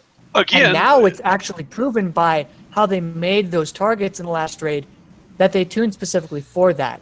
And if you take that in combination with how many points they want you to get in a tech store raid to get the new stuff to, it's not even a premium for advanced price anymore. You're expected to have that and sink all your time and tokens into it. And then maybe you can do half of the next raid well. Well, Like, that's the reality. Yeah, I mean, this raid proves the fact that it's not a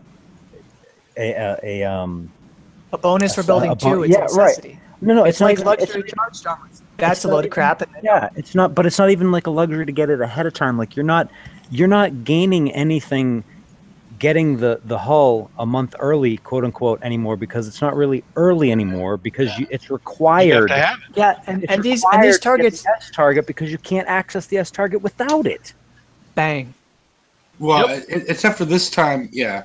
But this time, for the players that did get to that level, last raid, right in the tech store raid, you're not asked to get do all this stuff to unlock everything, and you're not asked to get a ton of charged armors.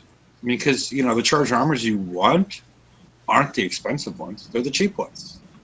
Well, You want the 3 million charged armors. You don't want mean, the we 8 do- million charged armors. I mean, we do Wait now. a minute. The 8 million charged armors is CT, right? Yeah. Yeah, the concussive. You gotta have the CT for this raid, right? Yeah, it's So why is it not? well, but okay. Well, okay. I can explain a couple ways, unless anybody else, because I think I'm in the majority on this one. Because Yeah, my CT ends the map at 3/4 full, and I'm bad at this. Like, I'm just bad. I make very clear mistakes, and it'll be better once I get the flagship, I'm sure. But I'm just not doing well. But my CT is just fine. Mm-hmm. and they were giving them away. They were giving them away in the TLCs, and so the fact that people have, at this point, people probably have 30 of them floating. Yeah, I've got one on each of my hunters, and I still have 4 left. You're talking about the CTX. Yeah. CT charge, yeah. But the X armors are actually the ones that are they're cheaper, but they're more desirous. I think at this point for the people building the Fangtooth, and they're cheaper. It was the CT armor, not Yeah, the CT. I've got Yeah, 12 and CTs a lot- left right now. Yeah, we got plenty. And the thing is, we were even talking about it earlier on about there's a reasonable line of logic to go for, 3x and 1 CT. Because if you don't need the CT charge and your concussive resist is taken care of by splash damage reduction, or you think you aren't going to take as many shots to deplete the charge, you only need 1. It's not like it's last time where it was a mix. It feels like a lot of this is Just The radio's got a great point. I think a kicks bunch tune the of them even targets drain the pool. to negate my coins. I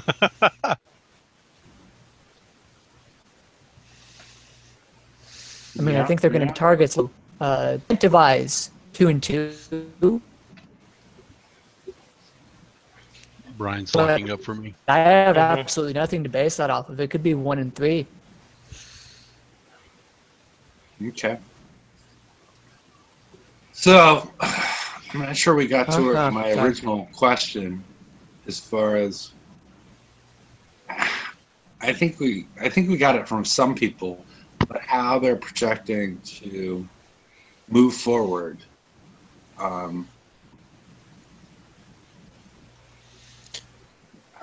So I have my Apex built. My hunter fleet will be pretty much set to go, except for this escalation junk. So, and I already have two fangs, at least the hull's built. So, and I have 4 shards left to go to get for my Phantom. So we'll have to see how that works out. Maybe by the last raid of the cycle, I'll have a fang fleet built too. Okay. I'm going to try to finish up Fangs. And Brian, you're hopefully, having maybe at some point. There we go. Now you're back. Oh, better? Yeah, because before Better you were. Okay. Yeah. Finish up Fangs. Hope for more tokens for hunters. Hope to build Apex Hunter in the meantime. Get Fangs out for VXP weekend to skull those. Row of question marks. Hope it's good. I'm expecting that they're going to have TLC after TLC for the hunters, just like they did for the Skyfires. Hunters up last raid. Yes. I think Brian's used up his bandwidth for the month. Brian's way underwater at this point. Yeah. I mean, they got to put some new tech in up. Especially when your band Give it up, tech Brian. You're off channel. You're top dropping. targets. He's on And channel. sequester- He's got a satellite During thing. the- Yeah. tech.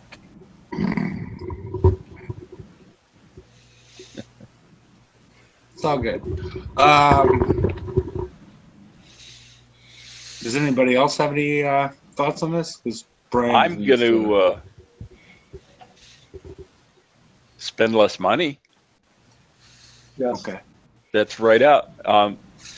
The marks are going to be done by tokens or by the campaigns. Because, I mean, even though I have a full fleet, I spent a few dollars on it Yeah, okay. for tokens and stuff, but I still wasn't ready. Still didn't have the right fleet. I still had to rebuild at the last minute. I'm really disappointed with the whole deal because I did spend some money and it was for that special. So I get the hunters built because I thought back to, I was fortunate enough to have both fleets in the last raid. Wonderful. Not feeling so wonderful this time. Mm-mm. Well, your fang tooths are in good shape, right? But, pardon? Your fang tooths are in good shape, right? Yeah, yes and no. I mean, I think a lot of it's operator error, but honestly, I would probably get through a target with a half an hour's damage if I just did the whole target nonstop. But I don't do that. I go in and out until I can repair it, do it free. But yeah, the fangs, I guess, are okay. But I'm really, really disappointed with this hunter business. But we started the show with that, so I won't go over it again. Is there anything different about your hunter build than some of the other ones? I mean, have you explored that? At the Evade. beginning of the show, we started to talk about the importance of evade. Yeah, Evade and cuts of defense, because basically the hunters are taking The hunters are very good. It's if you have 4 or 5 of them, they're very good at deflecting splash and explosive damage. But the accuracy-based torpedoes are difficult for them to overcome at this point in time. So I think we've learned a lot associated with that at this point. I'm actually looking at Jeff's build, and I might refit to something like that. Just have to sort out the armors to make sure I get the right ones. Then it'll be okay. I mean, I just now finished a hunter's level 7 target, tier 7 target, and it took quarter of my fangs and no damage on my hunters. Okay. That's just information. It's not.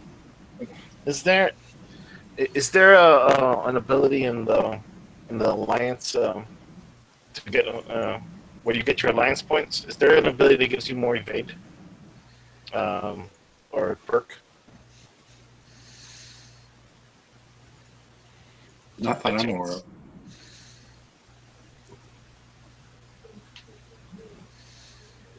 No. Says 10%. It's 10% for the having alliance.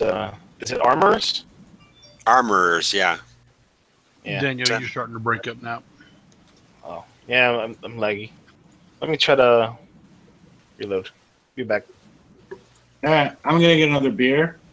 Rum, you haven't said anything in a while. I'm gonna leave it for you while I get a beer. Excellent. Okay. Back. So, what do you guys want to talk about? Now, Mike, the only thing I can think of is, your build may be a little bit different. It could be the armors that you need to sort out. Yeah, we can probably talk about it again in the after show, but for this, we kind of already went through it. Unless guys in the side chat haven't seen it, I know you got on a little late. Yeah.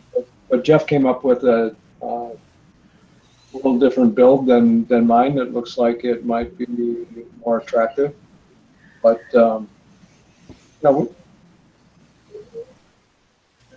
I opened it up by saying I took my hunters into the hunter special target and didn't even get to the first gluttony, and it was dead.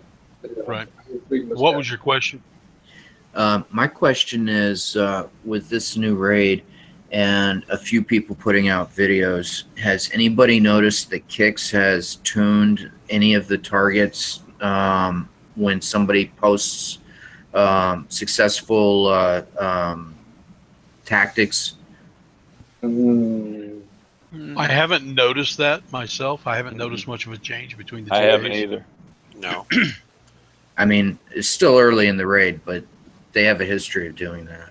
Well, they may tweak it if they have to. I think they tweak more for flaws than they do for somebody finding a good way to do it or a legitimate way. If you find a way to set in a quarter and damage their boats, then yeah, they're going to find a way to change that.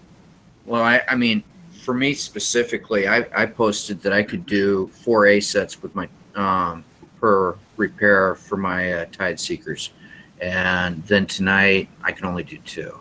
I feel like I drove better, but I also feel like there was some tuning to exclude some of the efforts that I made to take them forward.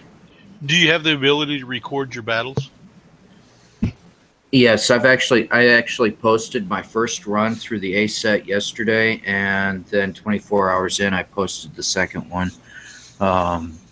And I took an extra hour and a half, even after a day's worth of experience into the raid. I took an extra hour and a half of repair time. Yeah, I mean, I don't know where you've got them posted at, but if it's on, what page is it posted on? It's on YouTube. Yeah. I'll put it in the Hangouts. Yeah, I'd like to just look at it just for general purposes. Yeah, it'd be fun to look at. If they see people are out there doing it for 1 coin damage or instant repair, and they were intending you to take 5-6 coins, yeah, they may tweak it. I mean, it's a business. Right. They never expected Tide Seekers to survive the A sets. It's one thing to take 3.5 hours of repair time doing an A set and accept that. And then it's another thing to take 7 hours after you already took 3.5. Yeah, that goes back to the raid where we were using the monoliths, and people were going in with, Tom, Dick, and Harry and killing the target, and not taking much damage. So I mean, yeah, they do it occasionally, I'm sure. Has there ever been a raid where by Sunday they haven't increased the damage, or on Monday morning? Well, I think Monday morning is the points reset. Yeah, but we are at Friday. Yeah. Oh yeah, yeah. no, Still I know. early in the raid. I know. That's why I say he said by Sunday or Monday, and then I was just threw that out there. Well, the first Scourge raid, they couldn't really increase it because nobody really could do it. I'm being negative Nancy again, but my first impression of this raid is it's tuned pretty hard right from the get-go. I'll be honest with you. I was thinking that I'm going to have a roadworthy set of ships that ready to go to do these targets, and by gosh, can't do it. Well, Mike, it's not that you did anything wrong, but we really didn't know that much about what the target was going to be. That's another thing. We never knew what we were going to encounter, except for those ranking targets that I guess they gave us a little bit of it on, and I think those are somewhere in the 60 sets. Right. So when you go out there and you build boats before you know what they're going to be, it's hard to get right. It really is. It sure is. But I guess what I'm saying is I think they're tuned now for what I would expect them to be next month or even later. That's my honest opinion. I would agree. In the targets that I see or have been able to try, I'm precluded from the S set, but with the A set and the B set, I think that the tuning is definitely harder than I remember in the introductory raid of a series. Yeah, see, I think of these things as a puzzle. You go in there, you hit the first one, you take all the damage, you see where things are hidden at, and then from that point forward, you're looking for a best way to solve the puzzle with taking the least damage. If everybody goes in the first day and figures the puzzle out, and they're not losing any coin, then yeah, I understand they're going to make a change. Yeah, but that's kind of, it's supposed to be strategy. Well, it is strategy. Yeah, but for us, it's supposed to be a strategical game. But if we figure it out, that means we've accomplished something. We won, right? We should not be punished in the back end by turning up the damage because we were smart enough to beat their game. Well, let's look at it this way. If Daniel goes in and figures out a target, or George goes in and figures out a target and posts the way to do it, who figured it out? One guy figured it out, and the rest of the people are going to take the benefit. So I don't like kicks, but I understand that they have a right to change that target if that's the situation. That's true. I think the targets should be more fluid than what they are. I think if you look at the number of people that look at the videos and actually understand them and can do what things like George does, is very small. And those of us that can replicate and get close, we use the videos for learners, but there's still more, there used to be Easter eggs hidden in these things where we can get away with stuff. Those haven't been around in a while. Yeah, they changed the developers and they changed or the designers and whatnot. I think they forgot what they made the game for. Yeah, and also I brought up several times on these shows that is, this show, other shows, people doing videos, is it actually good for the game? Because I like to go in and figure out these targets on my own and figure out if I can figure out how to break it. But if it's so easily available through a YouTube video, is that good for the game? Is that good for why a lot of people started playing the game? I I can understand your concern with that, but when there are so many chores and the PvE outweighs the PvP, and people are posting about PvE trying to get these must-needed techs that if we don't have, we definitely fall behind and we can't reach. Now, I know a lot of people on this chat have plenty of points. I'm struggling at 28 million. And I feel fortunate because that far exceeds what I got last month. Mm-hmm. And so not everybody is over a level 100. Not everybody is able to have a full fleet of either fangs or hunters and able to whiz through the S targets. A lot of us struggle regardless of what our base number actually is. I mean, my base is great for something that's 20 levels or 30 levels below what I am. But, that's always been the nature of the game. And when it comes to people helping others with the PvE part of it, I just, sometimes it feels like Kixeye makes an adjustment based on people who find a way to maximize the PvE side of the house. Well, one thing's for sure, I know that the game is a lot more complicated, complex than it was a couple years back, and so a lot of that stuff, the videos and the how-tos are necessary, especially for old farts like me who don't, can't figure it out all on their own. You got to look at. But I'm saying what I'm trying to say. It's that way because of the shows and whatnot. I'm guilty. I'm part of one of the shows. I'm just saying that it's changing the game in a way. I don't know if it's kind of like the chicken and the egg thing. I was going to say, did the videos and the how-tos make it more complex, or did the complexity drive the other way? I think it's the complexity drive the other way. I don't think so. I mean, I've been playing and I got a third way. I'm like an alpha player. I have I have a 4-digit ID. I've been playing this game for a very long time. I won the first raid. I've been following this game for a long time, and once the videos started to come out, it really put the pressure on Kixeye in order to not make it available for everybody to figure out. It was available for the community to figure out. And it's really changed the game in a lot of ways. Yeah, but if Kixeye punishes the user community base in such a way, then that's yet another way that people can point to as a way of dissing the customers, so to speak. Those who coin and those who provide the excessive seat time required if they don't coin.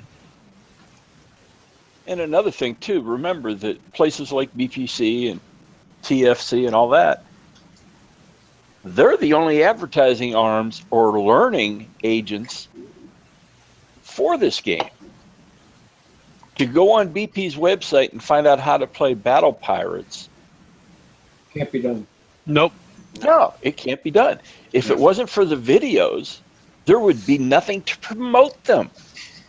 And that's the way I look at the videos. I look at the videos and everything you guys publish and post. You're giving Kixeye Kixeye should be picking up some of your tabs or donating money to your causes.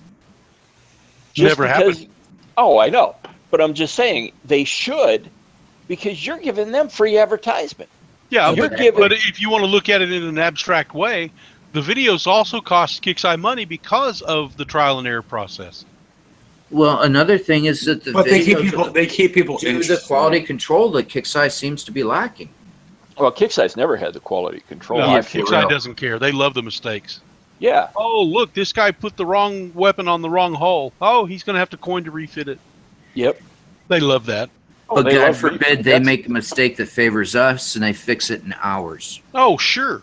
That's what we were just talking about altering the targets after somebody figures it out if it's too easy. Yeah. Well, I'll tell you, remember they made a big deal about customer service not too long ago. If you don't spend $50 a month, we're not going to answer you. No, Well, I think they $50 changed ever. that to $50 over ever. lifetime. No, it's $50 ever. I Oh. mean, Well, not the $50 point a is, month. I It's spend more than that in a week. $50 at all. And then- my turnaround time on them for getting a ticket question or something answered is like 6 days. That's unreal in the real world. They made a big mistake, at least in my opinion, by adding in this directly thing, where they're getting people that have only played the game for a couple of months, reviewing all of our tickets before they get sent to the company that reviews the tickets in some other country. Yeah. And it's causing a lot of delays. And a lot of people that have come back to the game, they're like, oh, I used to get a response in a day. Now I get a response in 3 days or 4 days, because they're giving players that only have, less than a year of experience in the game a chance to answer your question. And it's a mistake in my mind. Well, yeah. I mean, they appear to have chosen random players, just random players across the block, and it's not. I don't think it's beneficial to the game or the customer support feedback that's going to the players. No, it's not, because it's like last week. I won't lie, I took the bonus and did the op for the cheap price. Mm-hmm. Then I was ready to do my dock as soon as the boat finished. Well, I started some other stuff going. When the dock was available to be upgraded, it sat empty for 6 days because I said, why is it grayed out? I even sent a note to RAM and didn't get an answer. And I eventually had to cancel the other upgrades I had, or things building or upgrading, and I had to upgrade all my labs, and then the dock took off. And that was last week, and I still haven't even heard a response from them. Yeah, I have a ticket in. I've been playing the game for over 7 years, and I have a ticket in that's getting reviewed by some guy I've been playing for almost a year. Yeah. And I went over 6 in June. Yeah. I gave up on tickets for the most part. Yeah, but at this point, there's some tickets that are going on. As far as my big issue deals with the wall hitbox issue. Yeah. And these are getting reviewed by people that have no idea what I'm talking about. Yeah, And but I don't like the delay. Hefe, the hitbox issue is much worse than what everybody thinks it is. The hitboxes are way off on this rate. On the hunters hitting the gluts. Yeah, I mean it's not good. It doesn't make me happy, but it makes me less happy that we got basically noobs holding everything up. They need to just push the button and say we can't answer this and have it move along. I mean, Well, all of mine that I've sent they've just passed up to the company. So you're the host. They know you. I would rather see older players who can give 2 or 3 hours a day or a couple hours a week be the ones reviewing or being the help desk and getting some free coin for it. I'm game for that. Then paying the India prices, because I'll tell you, I did Y2K as a mainframe programmer. And the last job I had for Y2K was look at an offer for the company to send all their IT work over to India. We told them don't do it. Within 2 years, the company was bankrupt, and it was a number 3 nursing care home company in America. Because once that stuff went over there goes all your trade secrets, all your patents, things that don't care in India. They don't care about that stuff. Or China. And people like me that's retired lots of time on my hands, 6 years plus in the game. Just like me. I mean, that could benefit the game, that could benefit the company, that could benefit the player base, and we could do it behind the scenes without needing a CM mod title. I mean, Hey, Yeah. When did that's all just the an ego CS boost, I think. Go ahead, Holsh. when did all the CS go overseas? when did About they a year and a 4 to half 6 ago. months ago. No, it's longer than ago. Nah. Oh, longer? Okay. Yeah, because I did a little. When I sent them videos, I tracked who watched it on YouTube. Oh. You know what countries watched what I was doing on YouTube. Yeah, it's been longer ago than that. 4 or 6 months. It's over a year. So, you know, we had some. I will say some good things that I like about this raid. One, I like the fact because we've always had 2 fleets to build, never knowing which is the right one. We guess. Well, at least this time, the 2 big ones they gave us, there's a separate raid for each one, more or less. You know, you can get 400 million points if you just sit here and do the S series, if you built that fleet, instead of having to, shit, I built the wrong fleet again. Mm. And I did like the way they popped up with the second VXP weekend. Well, that was because they screwed up the first one. Well, we should Don't always Don't give him kudos for that. No, the reason the reason they did that was because they were expecting to have bounty ready. And right? they didn't. They didn't have bounty ready. And so they threw that in to keep everybody occupied. Well, you know what? That's probably the best thing they've done for us, because everybody here will agree having VXP weekend 3 days after the raid isn't too effective or cost effective. No, it's not. It's a horrible idea, but it's the way they make money. But It's cost effective for them, but it's not for us. But how much does it really cost them to have a VXP weekend? They could run it every weekend as people get the stuff built, and people might build more. Nah, But they don't think like that. No, I don't. I understand why they do it the way they do it, and having it every weekend would wind up costing them money and saving us money. Oh, boy, you might get your client base back up by accident.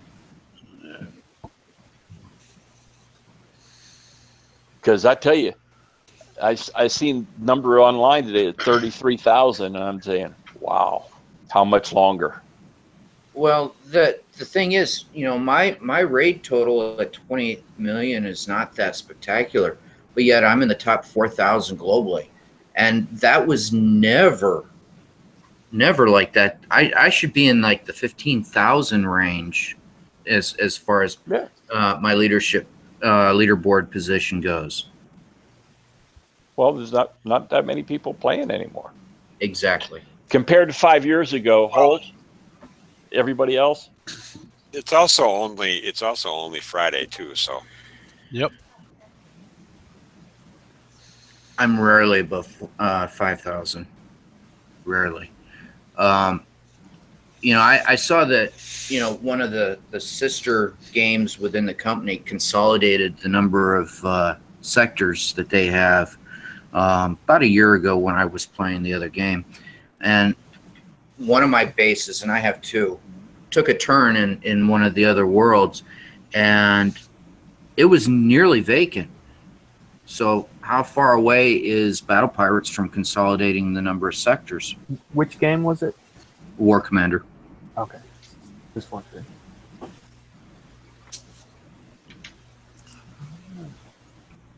You know, that's just food for thought. You know, I'm not looking for an answer. I'm just throwing that out there. If they are losing so many players and there are dead sectors, so many so that they could consolidate to 4 worlds instead of 5, they could save on server space. You know, who knows? They could put all the dead ones in that one sector too. All those bases that are just sitting there not doing anything, could move them out of there. If you haven't logged in a year, you're going off to the dead world. And if you start active again, then you can move anywhere you want. That would be great. Another one is, how long does it take for banned bases to be removed from the map? Or level 2 bases that will never return. They tried the game, they got to level 2, and they said, oh, screw this, Or and never came back. Coco Drill is thousands of bases. But then, according to the Kickside Matrix, then they would be saying, hey, we've lost all these customers, so they're going to try to keep them on the map as long as possible. But at some point, it would make sense to the game, to the viability of the game, for them to make some sort of business decision to improve the situation. Yeah. We can't make business decisions for them. That's the sad thing. Yeah. Or maybe, or a good thing. Maybe if somebody within the company happens to check out this video at a later time, or Laredo takes something back to the company saying, hey, look, you know, maybe a spark in somebody's ear will get ignited. You never know who's listening. Never know. But one other thing is, we have seen some good things come out. I just don't like having the 40-day builds for like the second dock. Yeah, Everybody always said if the second dock came down, the company was going away. So we finally got the second dock. Yeah, I mean, I understand it, and they've sort of compensated. Oh yeah, by providing the 20 days of build tokens here. I mean, the main reason I do this show, I mean, this is the only non-monetized show of Battle Pirate shows. Oh really? I mean, the main reason I do it is to keep the game alive, to talk to players. Hopefully they'll listen to what players have to say, but the rest of the shows are monetized and they're doing, you know, some of them are doing better things with the money. You know, they're creating their own websites and they're doing good things with it. But, you know, the main reason I do it is not to criticize them, but to try to keep it afloat at this point. You know, I've spent so much time in this game, not to mention the money, which was a lot over the period of time, that I would love to see this game continue and to be viable and to be robust and to be rewarding, with, you know, to feel like you're doing something, you're building your community base within your alliance, within your sector, and making friends. You know, a lot of the people that I see nowadays that are just casual players log in only for the communal feeling of being a part of something or to check in with friends. So I would like to see this game survive. And I've seen so many things over the years that make me challenge, you know, in my own head, whether or not the company desires the same thing I do, and that is for the game to succeed. Yeah. No, I agree. Oh, does anybody have any? Go ahead. I'm sorry. No, I was going to try and see if anybody had any parting words to wrap things up, because we've already gone for 2 hours. So I have plenty of repairs, so I have plenty of time. Long live Battle Pirates. There we go. Battle Pirates is dead. Long live Battle Pirates. Bring out your dead. Bring out your dead. Okay. Well, speaking of that, I got to go work on my boat this weekend. We had a hurricane last weekend. Well, hopefully everything's okay there. Oh, my boat came out of it perfect. The dock didn't. I think he means. Did somebody bunker bust your dock? Yeah, everybody took my. They took all the wood from the flooring, so I can't get to my boat. And I'm serious. And you don't That's have that's the only thing we lost in a hurricane. If you want to call it a hurricane. That's impressive. Yeah. Yeah, the owner was out there going crazy. He said, "Your boat's going to go through my roof." I said, I've seen some videos like that.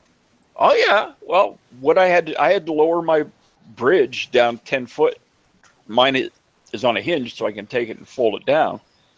And I had to lower my radar arch so that it wouldn't go through.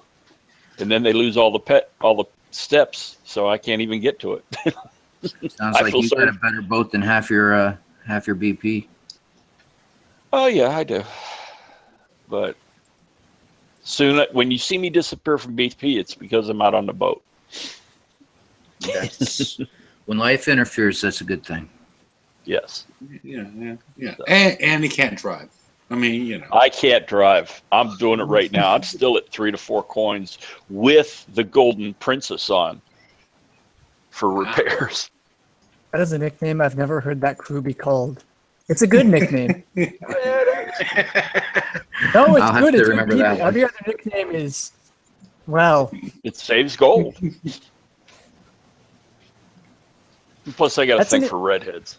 What Disney princess is that, by the way? Okay. Wait. He has a thing for redheads, and he calls it the Golden Princess. That is the Grimshine, or the, sorry. Yeah. Grease monkey? Grease monkeys, thank you. Mm. What are words, you guys? All right. Does anybody else have any parting words besides the Golden Princess? No, oh, never mind. Yeah, whatever. Yeah. You go watch Becker. Okay. All right. Does anybody have any parting words since we've been going on for 2 hours? And anybody's welcome to join us in the after show, where we'll hear about the most recent plot twists in Becker, and whatever else is going on. If you're in California, it is actually a plot twist. Yeah, LA's getting ready to legalize. Oh, Christ. These people are crazy enough. Tell me about it. That's why we moved out. Okay. Well, let's go to after. All right. Later, everybody. See you on Wednesday. We'll be discussing how broken some of the stuff that's coming out as FM prizes and why they're just blocking you from tokens, and why you don't want to use them. And this normally happens right after the raid. And have fun until then. And please transition your fleets. If you're doing well, please transition your fleets well and think about it, going from one step to another.